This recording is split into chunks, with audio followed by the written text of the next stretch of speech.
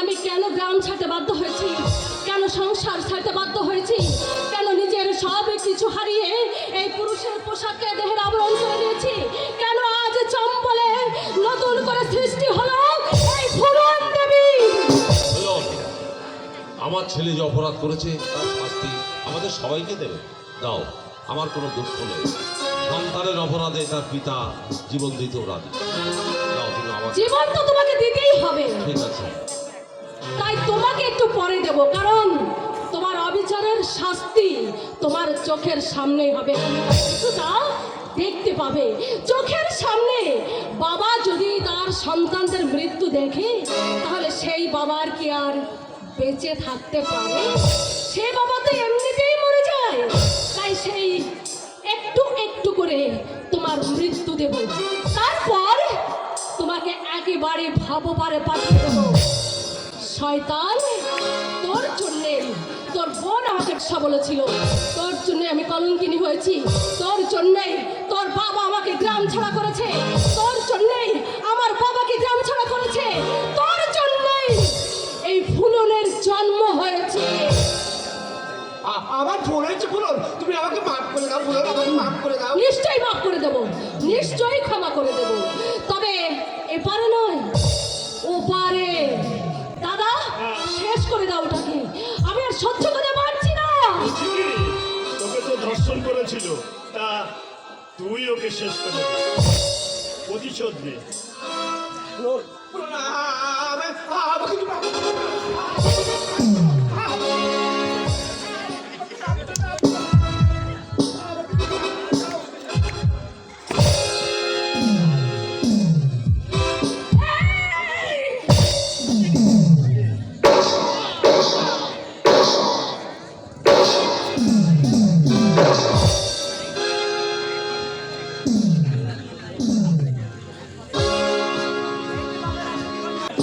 এই যে পঞ্চায়েত প্রধানের সতী সাধ্বী আদরিণী কন্যা সুরম, আমাকে ক্ষমা করে দেওয়া যায় না ফুলন? নিশ্চয়ই তোমাকে ক্ষমা করে দেব। তোমাকে ক্ষমা না করলে চলে? তুমি আমাকে প্রথম বেশা বলেছিলে, তুমি আমার মাথায় কলঙ্কের বোঝা চাপিয়ে দিয়েছিলে, তুমি একজন নারী হয়ে নারীর এত বড় শত্রু যে তোমাকে আমি নিশ্চয়ই ক্ষমা করব। তোমাকে যদি ক্ষমা করি তাহলে এই সমাজে আরো মেয়েকে ঘর ছাড়তে হবে, বেশ বলে তোমরা তাদের গ্রাম ছেড়ে পা তাড়িয়ে দেবে। তোমাদের জন্যই আরো নতুন নতুন ফুলনের জন্ম হবে। তাই তোমাকে আমি নিশ্চয়ই ক্ষমা করব।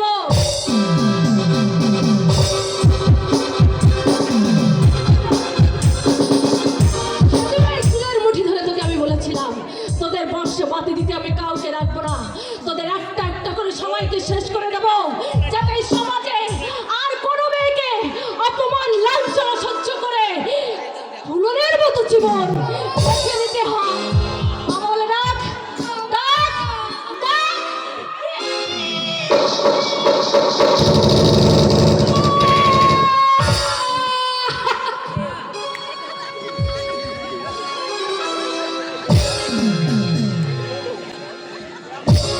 গ্রাম প্রধান করমচাঁদ ঠাকুর,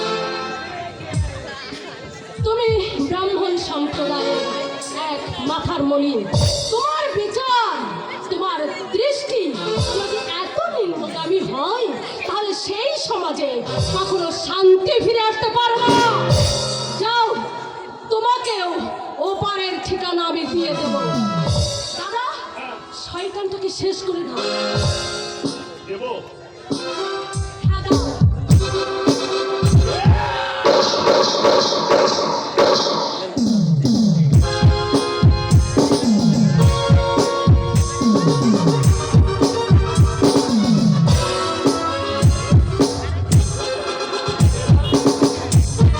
আর শেষ শিকার ফুলনের নবদিনী আর স্বামীকে নিয়ে।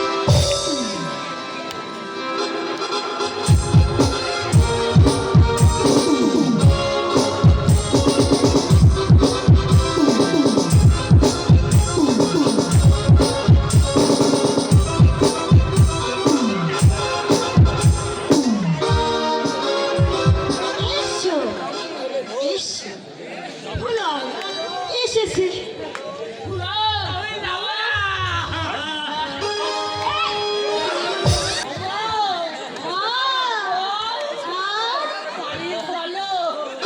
যাবো? নিশ্চয়ই যাবো। তার আগে তুমি আমার কথার উত্তর দাও। তোমার কাছে আমি কি চেয়েছিলাম বলো?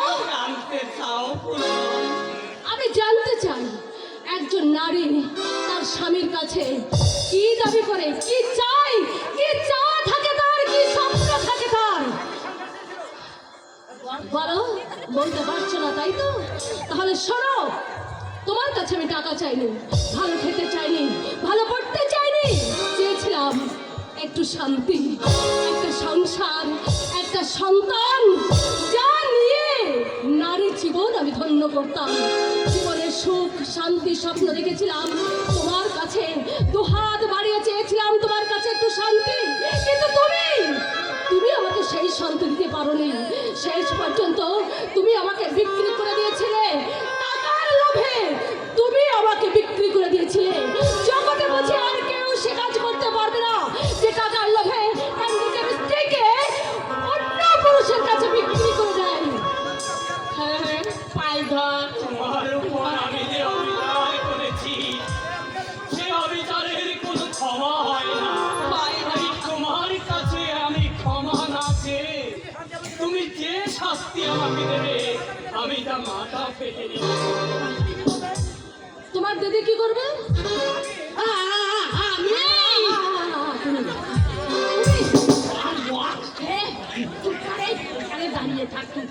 তুমি বলো বলো, তোমার জন্যেই ফুলনের জীবনে তুমি মূর্তিমান মূর্তি বিভীষিকা হয়ে চলেছিলে। বলো আমি তো একদিন তোমাকে বকেছিলাম আর মেরেছিলাম, আর মারবো না। তুমি তুমি আমার ভাইয়ের সাথে চলে যাও, যাও ফুলন, আর আমি আমার ভাই বাড়ি থাকবো না। ফুলন কোথায় যাবে? হ্যাঁ, আমি কোথায় যাবো? কোথায় যাবি? হ্যাঁ, আমি ওদিকে নজর দেবে না বলে দিচ্ছি। ফুলন এ কইটা আমার দাদা। ও তোমার দাদা? হ্যাঁ, তাহলে আমি তোমার দাদার সাথেই যাবো। আর তুমি আমার ভাইয়ের সাথে চলে যাও। হ্যাঁ হ্যাঁ, তুমি আমায় মাত্র একদিন মেরেছিলে আর একদিন বকেছিলে। তোমার জন্যই তোমার ওই ভাই এত বেপরোয়া হয়ে উঠেছিল। তোমার মতো ননদিনী যখন সংসারে থাকে, সেই সংসারের বধূরা এমনি করে তিলে তিলে মৃত্যুবরণ করে একদিন আগুনের মতো জ্বলে ওঠে। কারণ এছাড়া তাদের কোনো আর উপায় থাকে না। শয়তানি, তার জন্যই আমি ঘর ছেড়েছিলাম, তার জন্যই তোর ভাই আর তুই আমাকে নির্যাতন করেছিল বলেই আজ উদর ফুলনের জন্ম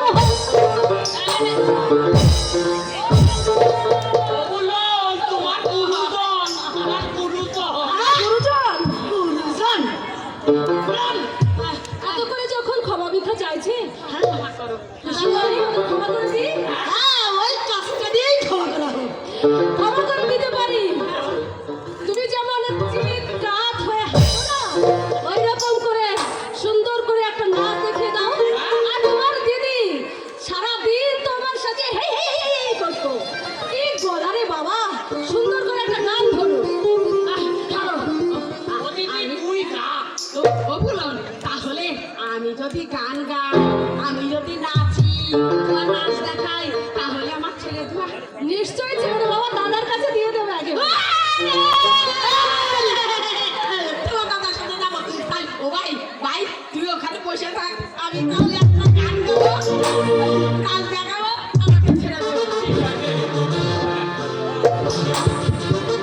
মনের বাগানে ফুটিল ফুল রে, রসিক ভ্রমণ আলো।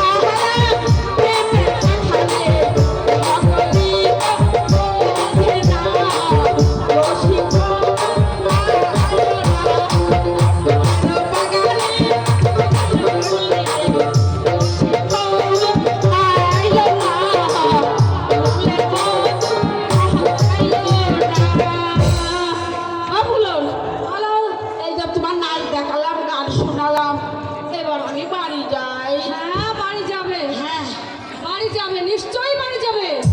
বাড়ি পাঠিয়ে দিচ্ছি। হ্যাঁ দাও। আহ কুসুম, ও বিয়াই, না বিয়াই না বিয়াই না, ও দেবতা। কাকে দেবতা বলছো? হ্যাঁ? আমার লোক। হাই, হাই, এই, এই, তোর সঙ্গে চলে গেল। ও দেবতা, চলো। ঠিক আছে ঠিক আছে হ্যাঁ, হ্যাঁ, ব্রাহ্মণ সম্প্রদায়ের বিধবা। হ্যাঁ, স্বামী বলো, দেবতা কেন বলছো? ওই তো হলো। স্বামী বলো, ওই তো হলো। বলো স্বামী বলো। স্বামী, বাপ আমার বাপ।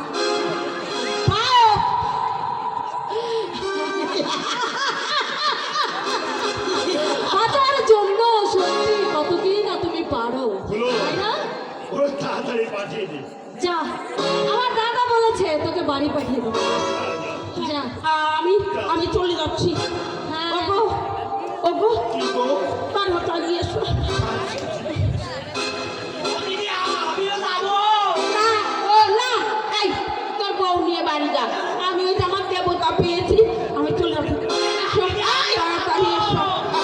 ও, ও,